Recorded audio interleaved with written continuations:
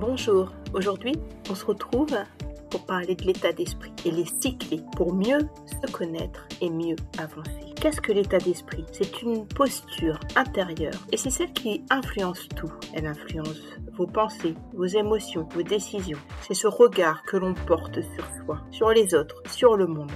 Il peut être alors ouvert ou fermé, sur certains sujets plutôt ouverts, sur certains sujets plutôt fermés, plutôt confiant, plutôt créatif selon les situations, plutôt constructif ou alors destructeur. Et surtout, et ça c'est la grande nouvelle, il peut évoluer cet état d'esprit tout au long de votre vie, selon que vous soyez éclairé ou pas. Et c'est tout l'intérêt de cette vidéo que j'avais envie de faire pour vous aujourd'hui. Je vais vous partager alors les 6 clés pour cultiver un état d'esprit plus conscient, plus aligné et plus puissant. Ces clés sont très simples mais profondes et je veux vous accompagner avec des exemples concrets pour que vous puissiez les appliquer dès aujourd'hui et avancer, cheminer vous-même vers l'état d'esprit qui sera le vôtre et qui vous permettra de gagner en confiance et en lumière. La première des clés, c'est d'être attentif à ce qui est autour de vous. Un état d'esprit sain est en effet quelque chose qui porte votre attention. Être attentif, c'est sortir du pilote automatique dans lequel on est très souvent à notre époque. C'est observer ce qui nous entoure avec curiosité et sans jugement. Imaginez par exemple, vous êtes dans une file d'attente. Plutôt que de vous énerver ou alors de regarder votre téléphone, eh bien, arrêtez-vous un instant et observez autour de vous. Observez les gens, les sons, observez votre souffle à ce moment-là, les pensées qui viennent dans votre esprit. Alors, vous réussirez à vous canaliser sur l'instant présent. Et là, vous transformerez un moment banal en moment de présence. Tout cela vous permet de vous connecter au réel. Un exemple inspirant avec une entrepreneuse que j'ai accompagnée qui un jour m'a dit « J'ai compris que je passais à côté de ma vie en étant toujours dans ma tête ». Et alors, elle a commencé à pratiquer l'attention consciente dans ses réunions, dans ses trajets, dans ses repas. Et là, petit à petit, son stress a diminué. Parce que rien de plus stressant que de sans arrêt vivre dans le présent et être déjà dans le futur. Et de revenir sans arrêt dans le passé, et de repasser dans le futur, et de revenir dans le passé, alors que vous êtes dans le présent et que du coup, vous n'y êtes vraiment pas. Et ça, c'est ultra stressant et ça développe une charge mentale de malade. Donc vraiment, avoir de la conscience sur ce qui se passe à l'instant où vous vivez maintenant, sans vous concentrer sur ce qui se passera dans quelques heures, dans quelques minutes, dans quelques jours, ou ce qui s'est déjà passé dans votre passé, eh bien ça limite vraiment le stress. Alors en pratique, comment faire? Eh bien chaque jour, choisissez un moment pour être pleinement présent à vous-même, sans aucune distraction, ni téléphone, ni télé, ni écran, ni bruit des uns et des autres, ni sons qui peuvent être parasitants comme celui de la voiture, de la musique. Un moment juste pour vous, avec juste vous-même. Cela peut être en marchant, en buvant un café, en écoutant quelqu'un. Peu importe, en tout cas, l'idée c'est de choisir un moment où vous êtes vraiment pleinement présent dans le présent, dans l'instant maintenant. Et alors votre état d'esprit deviendra plus calme, plus lucide. Et vous pourrez même être surpris de voir que vous avez énormément de temps et au démarrage, ça peut même être ennuyeux.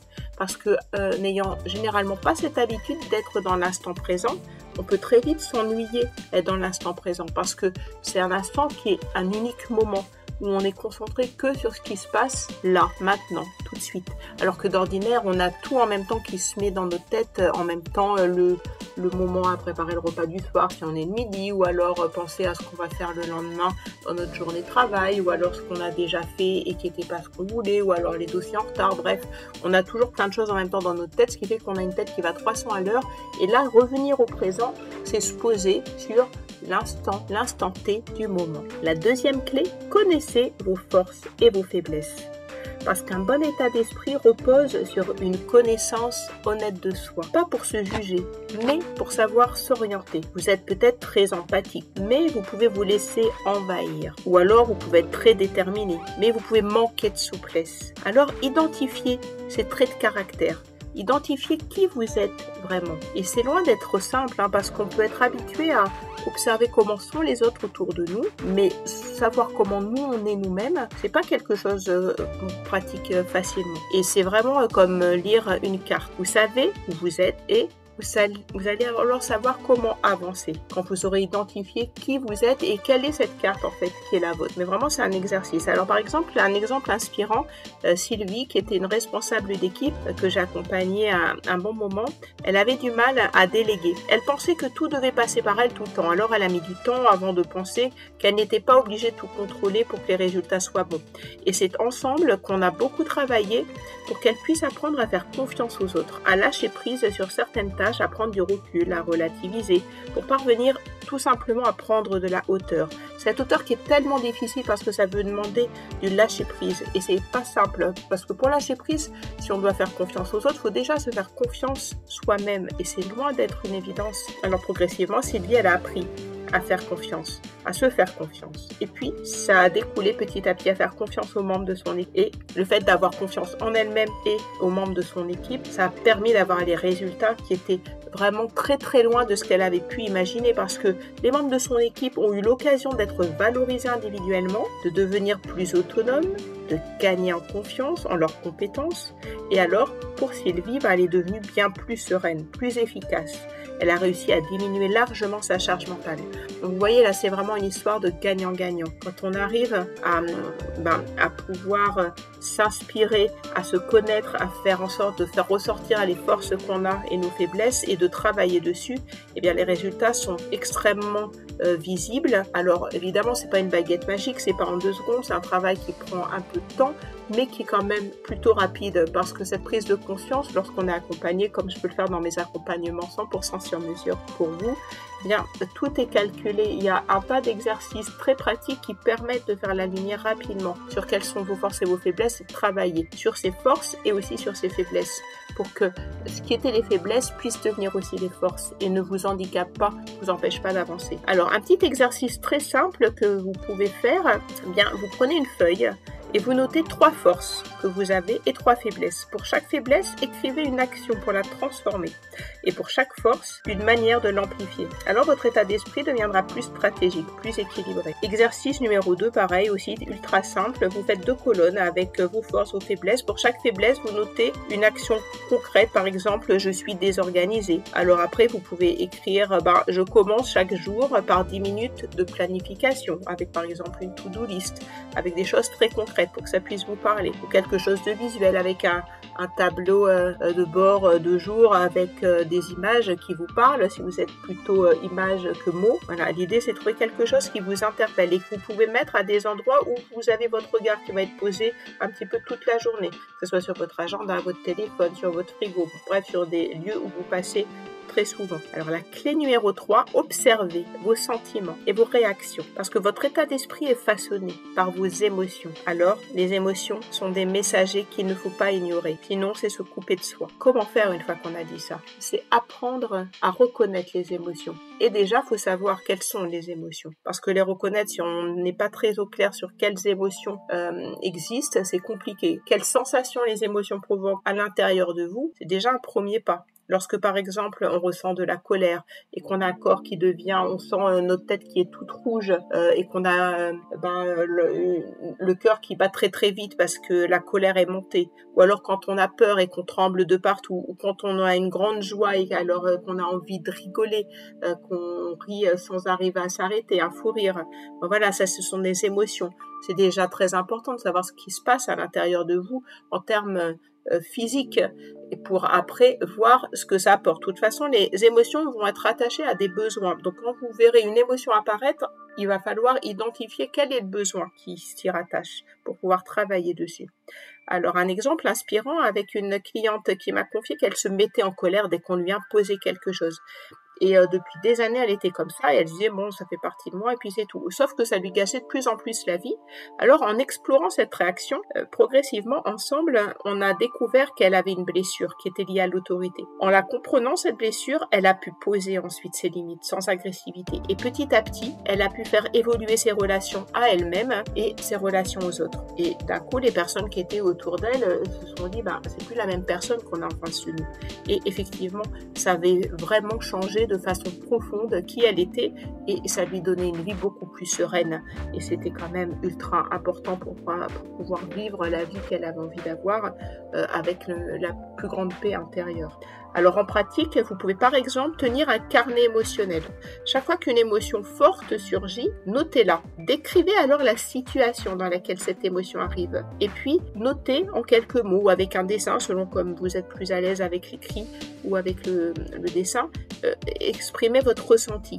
Et alors là, qu'est-ce que ça vous a appris sur vous? Ensuite, vous verrez, votre état d'esprit deviendra plus stable, plus conscient. Et c'est ça qui est important pour avancer et mieux vous connaître. La clé numéro 4, engagez-vous dans le travail d'introspection. L'introspection, c'est le cœur du changement. C'est le moment où vous vous regardez en face, sans masque, sans filtre. Ce qui est très compliqué lorsqu'on est dans un monde où sans arrêt on a besoin de paraître, d'être cet être social qui doit jouer parfois un rôle ou en tout cas ne peut pas être vraiment lui-même à 100% tout le temps. Évidemment, selon avec qui on est, selon tel ou tel événement de la vie, selon telle et telle situation, que ce soit dans la vie de famille, dans la vie de travail, dans la vie privée, dans différents moments, on peut pas être toujours le même, on peut pas se lâcher de la même manière. Mais pour de vrai, est-ce qu'il y a vraiment des moments où on peut se lâcher tout court? C'est pas si simple. Donc déjà, essayez de faire ce travail d'introspection extrêmement complexe puisque être sans filtre, on est tellement habitué à en avoir que c'est compliqué par moment de se dire finalement je suis qui si je n'ai plus de filtre, et ça peut aussi faire peur parce qu'on peut se dire mais en fait je suis rien, je suis personne, je ne sais pas finalement qui je suis. Donc ce petit travail vraiment il est important pour pouvoir avoir plus de sérénité en soi, et c'est bien entendu ce que je peux aussi vous proposer dans les accompagnements que je peux faire, parce que tout seul c'est pas simple, être accompagné ça peut vous faire gagner beaucoup de temps. Donc tout ça pour dire, si vous voulez évoluer, alors il faut vraiment penser à plonger en vous, pas pour vous perdre mais pour vous retrouver. L'introspection vous permettra de comprendre vos schémas, vos croyances, vos désirs profonds et de trouver ce qui vous permettra d'avoir la vie la plus épanouie et de correspondre à ce qui est le plus essentiel pour vous, qui est peut-être tout au fond de vous, que vous n'avez pas encore remarqué, mais qui demande qu'une chose, c'est d'être mis en avant, d'être mis en lumière. Alors un exemple inspirant avec Sarah qui voulait changer de métier parce qu'elle en avait marre de ce qu'elle faisait, mais elle ne savait pas vers quoi aller. En travaillant avec elle, on a pu ensemble réaliser que ce qu'elle voulait, c'était aider les autres depuis toute petite. Et finalement, la vie a fait qu'elle était à faire du commerce, vraiment une voie qui, parce qu'elle avait certaines facilités, l'avait conduite là, mais qui n'était pas du tout en connexion avec ce qui était important pour elle. Et petit à petit, eh bien finalement, elle est devenue sophrologue et maintenant, elle a une belle vie professionnelle qui s'est mise en avant parce que ça rayonne complètement aussi avec ce qui est au plus profond d'elle-même. Donc, c'est une activité qu'elle a et elle rayonne tellement qu'en fait évidemment les patients, les personnes qu'elle peut accompagner, elle aussi elle rayonne d'être à son contact. Donc c'est vraiment ce genre de connexion qui est important. Si vous rayonnez, si vous mettez en avant ce qui est essentiel pour vous, eh bien votre lumière, votre énergie positive va refléter et jaillir sur les autres et ça va être un effet boomerang positif. Alors en pratique, chaque semaine, bloquez par exemple 30 minutes pour vous. Posez-vous des questions comme par exemple, qu'est-ce qui vous fait vibrer? Qu'est-ce que vous voulez vraiment pour aujourd'hui, pour demain, dans un mois, dans 6 mois, dans un an? Votre état d'esprit deviendra petit à petit plus aligné, plus authentique. Alors la clé numéro 5, apprenez à vivre dans le moment présent. Le présent est bien le seul endroit où votre état d'esprit peut vraiment s'exprimer. Le passé est une mémoire. Le futur est une projection, le présent est pour l'action et le présent est un cadeau. C'est vraiment cette idée, parfois c'est ce qu'on utilise comme synonyme pour dire cadeau, on dit je te fais un présent.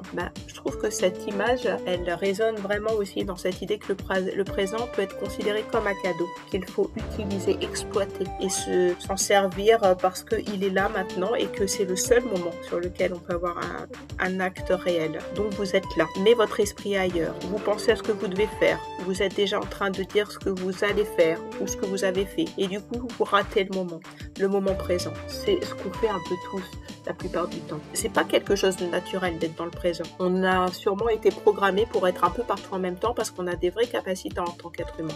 Mais vraiment être dans le présent vous permettra de goûter la vie de façon pleine et entière. Et ça, c'est important si vous voulez avancer au mieux et gagner en sérénité et vous décharger les épaules de ce poids faisant. Alors par exemple, un jour, j'ai animé un atelier en pleine nature. Et alors une participante m'a dit quelque chose que j'ai trouvé vraiment intéressant à vous repartager.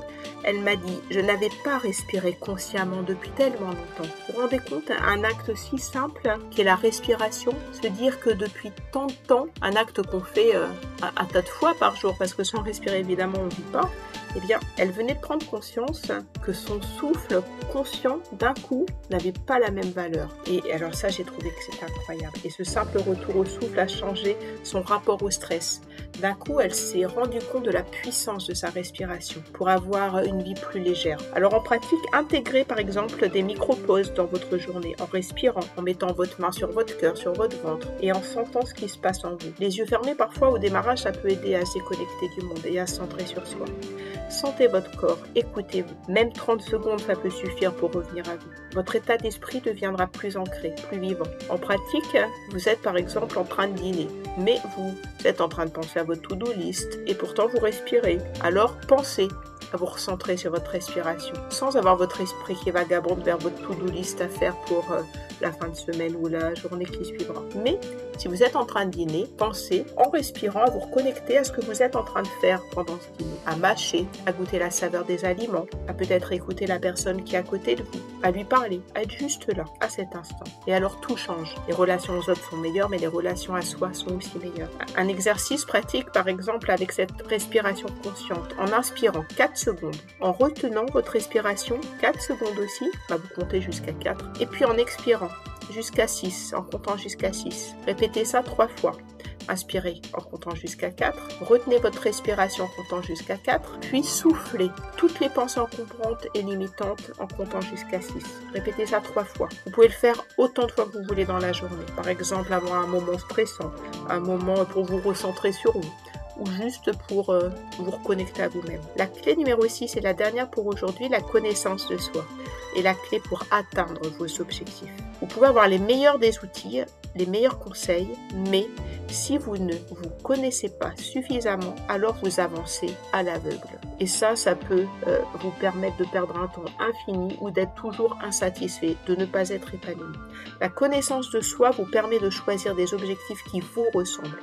Pas ceux que la société attend ou votre entourage attend, mais ceux que vous avez envie d'avoir pour vous, vos objectifs. Un exemple inspirant avec qui, il y a quelques années, voulait réussir dans le marketing digital comme beaucoup, mais il se sentait vide. Et en se reconnectant à ses valeurs, avec le travail qu'on a pu faire d'accompagnement qui a duré juste quelques semaines, puisqu'il lui fallait pas grand-chose pour tout reconnecter, il a compris qu'il voulait créer du lien et pas vendre. Alors il a changé sa stratégie, il a changé de cap. Et aujourd'hui, il accompagne des projets à impact, parce qu'il s'est vraiment trouvé. Et il a pu aller de l'avant avec les vraies valeurs qui étaient les siennes.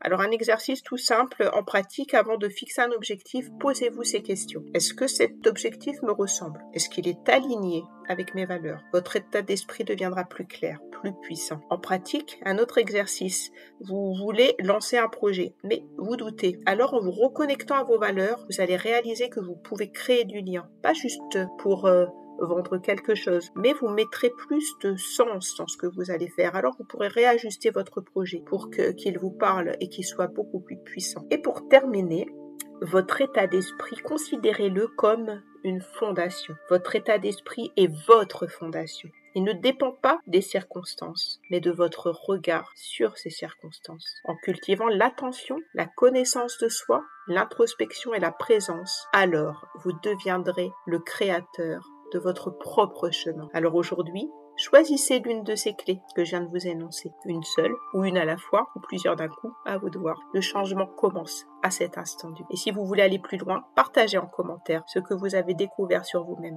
Parce que chaque prise de conscience est une victoire. Et n'oubliez pas, pensez à venir vers moi pour qu'on puisse échanger ensemble de vos champs des possibles et trouver l'accompagnement qui sera celui qui transformera votre vie. Prenez soin de vous. À très vite.